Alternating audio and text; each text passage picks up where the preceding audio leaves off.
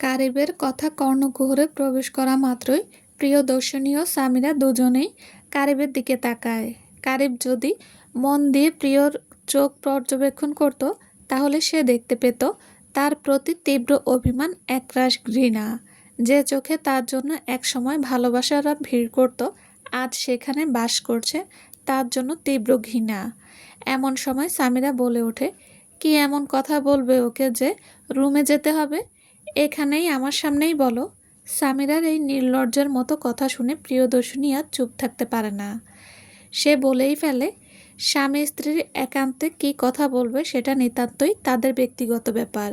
সেটা তো তোমাকে শুনিয়ে বলতে হবে না। প্রিয়র কথা শুনে সামিরা খানিকটা লজ্জা পায়, কিন্তু সে তো দমে যাওয়ার পাত্রী নয়। সে আহ্লাদি স্বরে কারিবকে বলে, দেখেছ কারিব, কত বড় ম্যানারলেস মেয়ে। আমি ওর কত বড়, তারপরও আমার সাথে কিভাবে কথা বলছে। আমি ওর সাথে কত ভালো ব্যবহার করলাম, আর ও আমার সাথে কি আচরণটাই না করলো। কারিব, তুমি ওকে কিছুই বলবে না?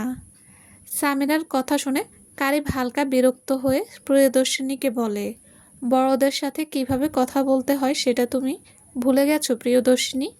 সামিরা তোমার থেকে গুনে গুনে 6 বছর বড়, সেটা কি তুমি ভুলে গিয়েছো? সামান্য রেসপেক্ট তো ও ডিজার্ভ করে। যাই হোক, আমি অফিস থেকে এসেছি, আমি এখনও অনেক টায়ার্ড, আই নিড রেস্ট। এই বলে কারিব ওদের রুম চলে যায়। এদিকে কারিব চলে যাওয়ার সাথে সাথে সামিরাও বিরক্ত মুখ করে বাড়ি থেকে বের হয়ে যায়। ড্রয়িং রুমে একা দাঁড়িয়ে থাকে প্রিয়। তারপর সে রান্নাঘরে গিয়ে রাতের খাবার তৈরি করে, সাথে কাশিফের জন্য 1 বাটি নুডলস রান্না করে। তারপর ক্লান্ত হয়ে কাশিফকে ডাকতে কক্ষে প্রবেশ করে। রুমে ঢুকতেই কারিবের গম্ভীর কণ্ঠস্বর শুনতে পায় ও। এতক্ষণ লাগে ওখান থেকে এখানে আসতে? দিন দিন এমন হয়ে যাচ্ছ কেন প্রিয়দর্শিনী? উফ, বিরক্তকর। কারিবের মুখে তার প্রতি এমন রুক্ষ স্বর কখনো শোনেনি প্রিয়। যে লোকটা একসময় তার একটু সঙ্গ পাওয়ার জন্য মরিয়া হয়ে উঠত, এখন নাকি তাকেই বিরক্তকর লাগছে। যে লোক আগে সারা পৃথিবীর বিরুদ্ধে গিয়ে হলেও তার পক্ষ নিত, আর আজ সে কত সহজেই প্রিয়কে ম্যানারলেস বলে দিল। 7 বছরে কি প্রিয় এতটাই বিরক্তকর হয়ে পড়েছে? হঠাৎই কারিব বলে ওঠে, প্রিয়দর্শিনী শোনো, কিছু গুরুত্বপূর্ণ কথা বলি তোমাকে। এই কথার মানে প্রিয় বোঝে। যখনই কারিব তার প্রতি বিরক্ত বা রাগান্বিত হয়, তখনই তাকে পুরনো নামে ডাকে, না হলে সবসময় এই কারিব প্রিয়দর্শিনীকে প্রিয় বলে সম্বোধন করে। নীরবতা ভেঙে প্রিয়দর্শিনী বলে, হ্যাঁ বলুন, যা বলতে চান। কাশিফ উঠে পড়বে এখনই। যত তাড়াতাড়ি সম্ভব বিয়েটা করতে চাই। সামিরার আব্বু আকবর আঙ্কেল আমাকে অনেক রিকোয়েস্ট করেছে ওকে যেন আমি বিয়ে করি। আর তাছাড়া সামিরার মেন্টাল হেলথও ভালো নেই।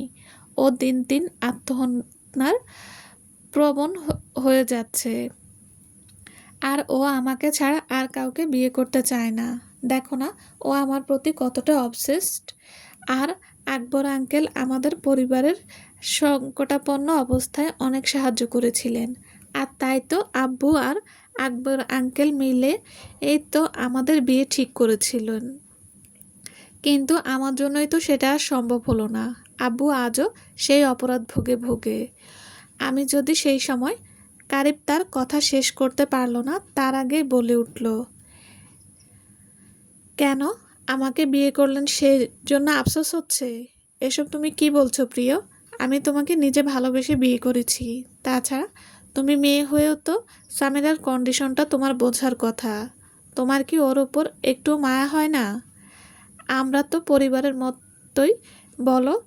আর এমন তো না যে ওকে আমি ভালোবেসে বিয়ে করছি। আমি জাস্ট ভালো বন্ধু হিসেবে আর ভালো ছেলে হিসেবে আমার বাবার ঋণ শোধ করার চেষ্টা করছি। কারিবের মুখে এমন নির্দয়ের মতো কথা শুনে প্রিয় হতভম্ব হয়ে যায়। তার চোখ দিয়ে অঝোর ধারায় অশ্রু গড়িয়ে পড়ছে। সে বলে ওঠে, হ্যাঁ, আমার দয়া মায়া কম। যেমন দায়িত্বশীল হলে নিজের ভালোবাসার মানুষকে, নিজের জীবনসঙ্গীকে, নিজের সন্তানের বাবাকে 7 বছর ধরে নিজের যত্ন ও ভালোবাসা দিয়ে আগলে রাখার মানুষকে অন্যের সাথে ভাগ করে দিতে হয়, এমন দায়িত্বশীল আমি কোনোদিন ছিলামই না আর না কোনোদিন হতে পারবো। আমি আমার ভালোবাসার মানুষকে কারোর সাথে ভাগ করতে পারবো না। দরকার হলে আমি নিজের ভাগ্য ছাড়তে রাজি আছি। প্রিয়দর্শিনী, কারিবের কথায় পুরো বাড়ি কেঁপে ওঠে।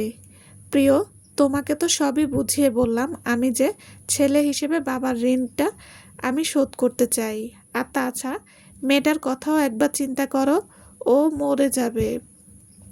আপনার মা বাবা কি জানে আপনি সামিরা আপুকে বিয়ে করছেন? তারা কি এই বিয়েতে সম্মত? না, মা বাবাকে এখনো কিছু জানায়নি। তারা এই বিষয়ে কিছুই জানে না। কিন্তু সামিরার কন্ডিশন, এর মধ্যেই প্রিয় কারিবকে থামিয়ে বলে ওঠে, আপনাকে কতবার জিজ্ঞেস পড়ো, যদি এইটাই আপনার চূড়ান্ত সিদ্ধান্ত হয় তাহলে আমি আপনাকে বলতে বাধ্য হচ্ছি যে আপনি আমাকে আর কাশিফকে চিরতরে হারাবেন। কিন্তু আমি শিওর যে এতে এখনও আর আপনার কিছু যায় আসে না। একথা বলতে বলতেই প্রিয়দর্শিনী আনমনে তার পেটে হাত রাখে। কান্নায় তার গলা চেপে যাচ্ছে বারবার। মৃদু শ্বাসকষ্ট শুরু হয়েছে তার। প্রিয়দর্শিনী তার নীল রঙা সুতি শাড়ির আঁচলে তার কান্নারত মুখটা মুছে নিজেকে কঠিন করার চেষ্টা করে। হঠাৎই খাটের কোনায় থাকা জড়িয়ে আরামে ঘুমানো 5 বছরের ছোট্ট কাশিফের মুখের দিকে তাকিয়ে তার কান্নাগুলো দলা পাকিয়ে আসে। সে প্রশ্ন ছুড়ে কারিবের দিকে, কেন ঠকালেন আমাদের? কি অপরাধ ছিল আমার? আমি তো শুধু ভালোই বেসেছিলাম। আর আমি না হয় ভালোবেসে ভুল করেছি, কিন্তু কাশিফ, ওর দোষটা কোথায়? আর আমাদের এখানে আটকে যায়। প্রিয়দর্শিনী সে গলা শক্ত করে বলে, একদিন ঠিক আমাদের খুঁজবেন, কিন্তু তখন বেলা ফুরিয়ে যাবে। আর আশা করি আমাদের মধ্যে আর ঝামেলা বাড়াবেন না আপনি। আর না আমাদের খোঁজার চেষ্টা করবেন আপনি। আপনার নতুন জীবনের জন্য অনেক অনেক শুভকামনা। প্রিয়দর্শিনী, এত বাড়াবাড়ি করছো কেন তুমি?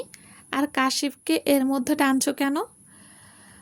কারিব প্রিয়র কথা শুনে খানিক ভয় পেলেও পরে ভাবলো প্রিয় তাকে ছেড়ে যাবেই বা কোথায়। বাবার বাড়ি বসে খাওয়ার মেয়ে প্রিয় না। আর ও অনেক ইন্ট্রোভার্ট হওয়ার জন্য কোথাও যাওয়ার প্রশ্নই ওঠে না। তাই সে খানিকটা দমল। এদিকে কারিবের চেঁচামেচিতে কাশিফের ঘুম ভেঙে যায়। সে তার বাবাকে রাগারাগি করতে দেখে প্রথমে ভয় পেয়েছিল।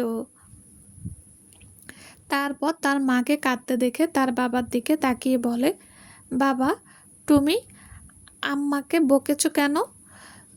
দেখো না আম্মা কাঁদেছে, তুমি পচা হয়ে যাচ্ছ বাবা।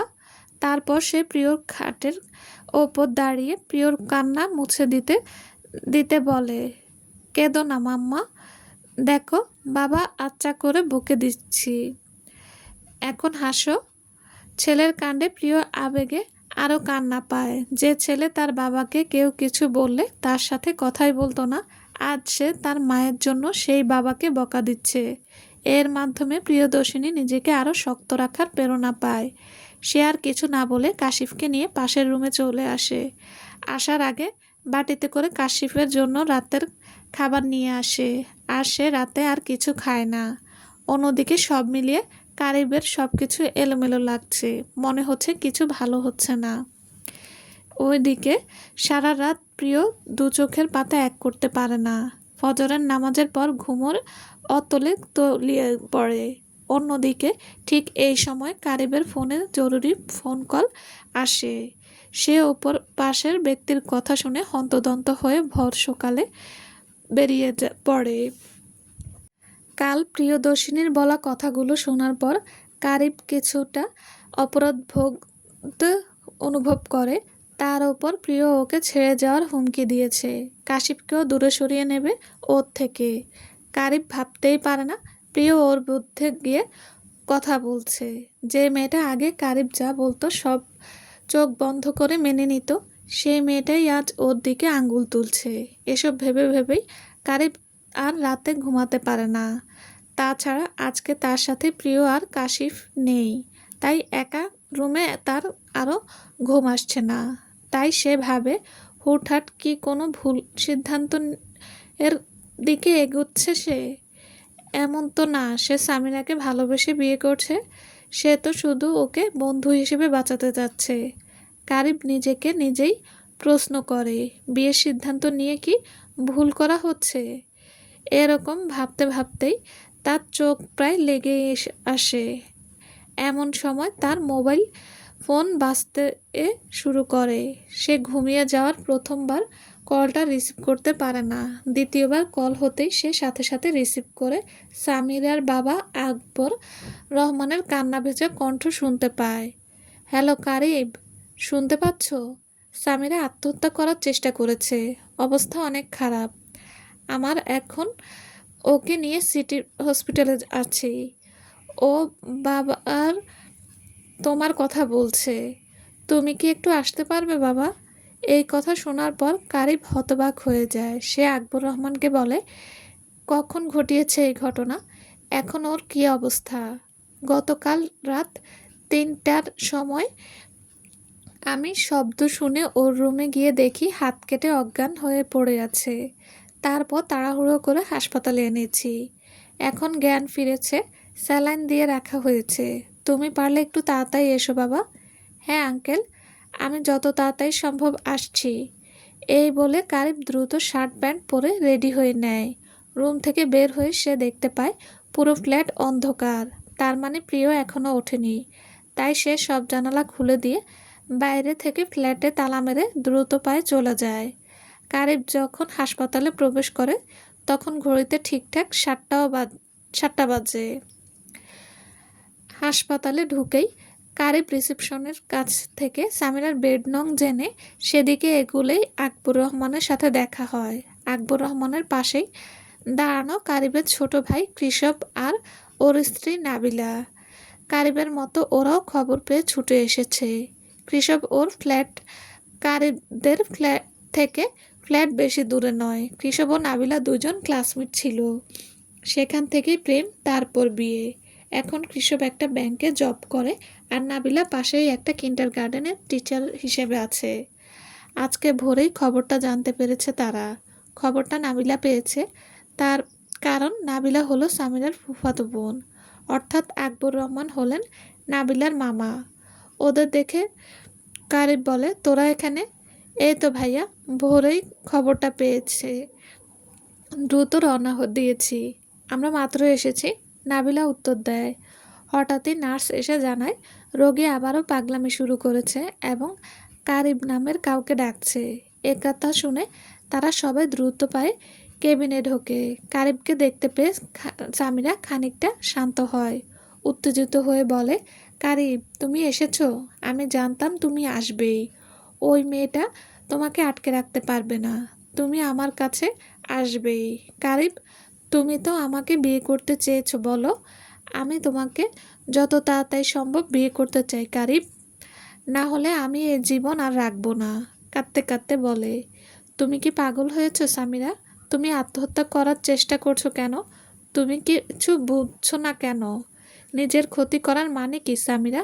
তাহলে বলো, আমাকে যত তাড়াতাড়ি সম্ভব আমাকে বিয়ে করবে, না হলে কিন্তু।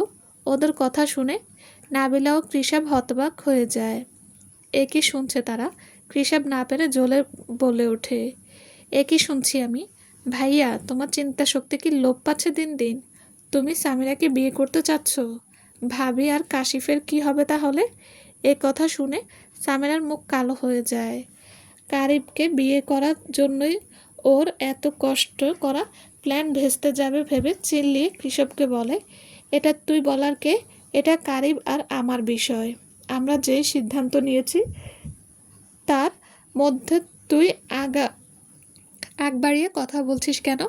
স্বামীকে বলা এই কথা শুনে নাবিলার গা জ্বলে ওঠে। সে সামিরাকে বলে, ও বলবে না তো কে বলবে? এখনো সময় আছে সামিরা, ভালো হয়ে যা। একটা মেয়ে হয়ে আরেকটা মেয়ের সংসার ভাঙতে তোর লজ্জা করে না? ভাবিস না বোন বলে আমি তোর পক্ষ নেব? ছি, ভাবতেই অবাক লাগছে আমার যে তুই আমার বোন। আমি তো শুধু কারিবকে বিয়ে করতে চাচ্ছি, প্রিয়দর্শিনী তো আর ডিভোর্স দিতে বলিনি। তাছাড়া আমি কাশিফকে মায়ের মতোই ভালোবাসবো। তোর কি প্রিয় ভাবিকে নিজের মতো নির্লজ্জ মনে হয় যে এত কিছুর পরও তোদের সাথে থাকবে, তাহলে তুই ওকে চিনিসই নি। প্রিয়া না থাকুক, এটাই তো আমি চাই, সামিরা মনে মনে বলে। ওদের কথার মাঝে হঠাৎ নার্স বলে ওঠে, রোগীকে উত্তেজিত করছেন কেন? এটা হাসপাতাল, কোনো মাছের বাজার না। রোগীর রুম থেকে বের হন, পরে আবার ডাকা হবে। তাই ওরা দ্রুত কেবিন থেকে বেরিয়ে যায়। ওদিকে প্রিয়দর্শিনী ঘুম থেকে উঠে দেখে ঘড়িতে 7:47 বাজে। সে সাধারণত এত দেরিতে ঘুম থেকে ওঠে না। মূলত সে ফজরের নামাজ আদায় করে আর ঘুমায় না। কিন্তু কালকে সারা রাত জেগে থাকার কারণে তার চোখ লেগেছে গিয়েছিল। তাই সে তাড়াতাড়ি ফ্রেশ হয়ে নিজেদের রুমে গিয়ে দেখে কারিব নেই। ও মনে মনে বলে, এই সময় কোথায় গেল উনি? আর আমাকে বলেও গেল না। এখন আর আমাকে কোনো কিছু বলার প্রয়োজনই বোধহয় করে না সে। প্রিয়দর্শিনী যা সিদ্ধান্ত নেওয়ার কাল রাতেই নিয়ে নিয়েছে। সে তাড়াহুড়ো করে সকালের নাস্তা রেডি করে কাশিফকে উঠিয়ে ওকে স্কুলের জন্য তৈরি করে। কাশিফের স্কুল শুরু হয় 9টা থেকে। এই বছরই তাকে প্লেতে ভর্তি করা হয়েছে কাছের একটা কিন্ডারগার্টেনে। সে দ্রুত কাশিফকে খাইয়ে ওকে নিয়ে বের হয়। ফ্ল্যাটের একটা চাবি কারিব আর আরেকটা প্রিয়র কাছে থাকে সবসময়। প্রিয় কাশিফকে স্কুলে ভেতর দিয়ে এসে বলে, মাম্মাম নিতে আসতে দেরি করলে এইখানে দাঁড়িয়ে অপেক্ষা করবে, আর ক্লাসে ভদ্র বাচ্চা হয়ে থাকবে, কেমন? মাম্মা, তুমি কেন নিতে আসবে আজকে? বাবা আসবে না?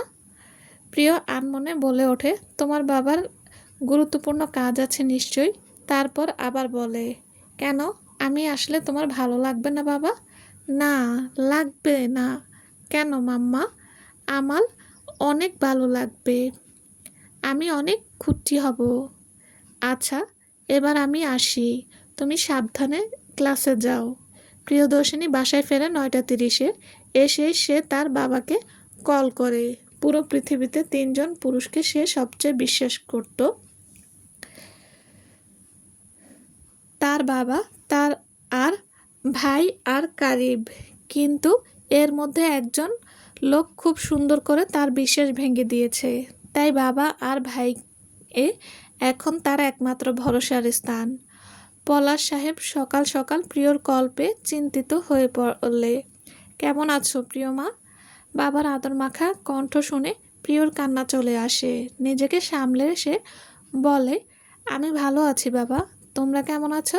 প্রিয়র ভাঙা ভাঙা কণ্ঠ শুনে সে উত্তেজিত হয়ে বলে, আমরা ভালো আছি, কিন্তু তোমার কণ্ঠ এমন শোনাচ্ছে কেন মা? ওদিকে সব ঠিকঠাক? কারিব আর কাশিফ সুস্থ আছে তো? পলাশ সাহেবের পাশে বসে থাকা প্রিয়র মা হোসনে আরা এই কথা শুনে চিন্তিত হয়ে পড়ে। প্রিয় তার বাবাকে বলে, ওরা সবাই ঠিকঠাক আছে, কিন্তু আমার তোমাকে একটা কথা জিজ্ঞেস করার আছে বাবা। কী কথা মা? আমি আর কাশিফ যদি তোমার কাছে একেবারে চলে আসি, তাহলে কি আমরা বেশি খাবার খেয়ে ফেলবো বাবা? আমি কি তোমাদের বোঝা হয়ে উঠবো বাবা? এ কথা কি বলছো শিসমা? কারিব কি তোকে কিছু বলেছে? তোর কি হয়েছে মা? আমি প্রাণকে বলছি এখনই, আমরা এখনই রওনা হচ্ছি। প্রিয় বাধা দিয়ে বলে, না বাবা, ভাইয়াকে এখনই কিছু বলার দরকার নেই, আর তোমার এখন আসারও দরকার নেই। শুধু আমার কথার উত্তর দাও, আমরা কি তোমাদের ওপর বোঝা হয়ে যাব? এ কথা শুনে প্রাণের বাবা আবেগী হয়ে বলে, আমার সব কিছু তোদেরই মা, তুই আমার কাছে এখনও কাশিফের মতোই ছোটই আসছিস, তোর জন্য আমার দরজা সবসময়ই খোলা। কি হয়েছে তাই বল তুই মা? তারপর প্রিয়দর্শিনী কাঁদতে কাঁদতে তার বাবাকে সব কিছু খুলে বলে এবং তার ভাই প্রাণকে এখন এসব জানাতে নিষেধ করে, কারণ সে জানে প্রাণ এ কথা শুনলে কারিবকে মেরেই ফেলবে। পলাশ সাহেব রেগে গেলে প্রাণ তাকে শান্ত করে, আর এখন কারিবকে কিছু বলতেও নিষেধ করে। পলাশ সাহেবকে দিয়ে ওয়াদা করিয়ে নেয় প্রিয়দর্শিনী। তারপর সে তাদের রুমে গিয়ে প্রিয়র প্রয়োজনীয় ডকুমেন্টস বের করে। যদিও তার বাবা তাকে নিজের প্রাণের চেয়েও বেশি ভালোবাসে, তবুও প্রিয় নিজের পরিচয় তৈরি করতে চায়, নিজে স্বাবলম্বী হতে চায়। প্রিয়দর্শিনীর যখন বিয়ে হয় তখন সে অ্যাডমিশন দিয়ে কেবলই জগন্নাথ বিশ্ববিদ্যালয়ে চান্স পেয়েছে। তারপর সংসার করার মাধ্যমে সে তার পড়ালেখা চালিয়ে গেছে। মাঝখানে কাশিফ হওয়ার পর একটা ইয়ার লস হয়েছিল, যদিও সে তারপরও জুলজি নিয়ে মাস্টার্স কমপ্লিট করেছে। প্রিয় তার সকল কাগজপত্র গুছিয়ে একটা ফাইলে ভরে। তারপর সে কাশিফের জন্ম সনদ ও যত যত ডকুমেন্টস আছে সব আরেকটা ফাইলে গুছিয়ে রাখে। তারপর প্রিয়দর্শিনী উঠে এগিয়ে যায় ওর ড্রেসিং টেবিলের কাছে। সেটার ড্রয়ার থেকে আরও কিছু কাগজপত্র বের করে। সেখানে রয়েছে একটা গাইনি ডক্টরের ভিজিটিং ফাইল আর একটা আলট্রাসোনোগ্রাফি রিপোর্ট। হ্যাঁ, প্রিয়দর্শিনী 1.5 মাসের প্রেগনেন্ট। কয়েকদিন ধরেই মাথা ব্যথা, বমি হওয়া, দুর্বল লাগা, গা গোলানো, এগুলো পিছুই ছাড়ছিল না প্রিয়র। সে যেহেতু একবার মা হয়েছে, তাই ওর সিমটমসগুলো সে বুঝতে পারে। তাই সে একাই কাশিফ হওয়ার সময় যে ডাক্তারকে দেখাতো তার কাছে যায়। চেক আপের পর তার ধারণাই সঠিক হয়। সে কারিবকে সারপ্রাইজ দিতে চেয়েছিল, তাই ওকে এই বিষয়ে আর কিছুই জানায়নি। আর এখন সে নিজেই সারপ্রাইজ পেয়ে গেছে। সে আর কিছু না ভেবে এগুলো ফাইলে গুছিয়ে রাখে। এদিকে কেবিন থেকে বের হওয়ার পর কারিব ওরা দেখতে পায় ওর বাবা মা এসেছে। কবির হোসেন ও কাকলি বেগম ও সামিরার খবর পেয়ে এখানে এসেছে। আর ওদিকে নাবিলা ভেতরে ভেতরে ফুঁসছে। প্রিয়দর্শিনী একদম তার ছোট বোনের মতো, যদিও সম্পর্কে প্রিয় ওর থেকে বড়, কিন্তু বয়সে ওর থেকে অনেক ছোট মেয়েটা। প্রিয় ওকে একেবারে বোনের মতো ভালোবাসে। ওরা জায়ের থেকে বোন বেশি। আর কাশিফ তো নাবিলা বলতে পাগল। কাশিফ নাবিলাকে মামুনি বলে ডাকে। নাবিলা সামিরাকে বিয়ের এই বিষয়টা মেনে নিতে পারছে না। সে ছোটবেলা থেকেই সামিরাকে চেনে। ও জানে সামিরা কেমন মেয়ে। ও সহজে কারিবের পেছন ছাড়বে না। হঠাৎ নাবিলা তার শ্বশুর শাশুড়ির দিকে তাকিয়ে বলে, আব্বু আম্মু, আপনাদের আমার কিছু বলার আছে। নাবিলার কথা শুনে উপস্থিত সবাই ওর দিকে কৌতূহল নিয়ে তাকায়। চলবে। আসসালামু আলাইকুম। গল্পটা কেমন লেগেছে প্লিজ প্লিজ জানাবেন। অবশ্যই লাইক কমেন্ট করবেন। আর হ্যাঁ, যারা গল্প শোনেন বা পড়েন তাদের বলছি, প্লিজ আমার চ্যানেলে সাবস্ক্রাইব করে দেবেন। সাথে থাকার জন্য ধন্যবাদ। সবাই ভালো থাকবেন। আল্লাহ হাফেজ।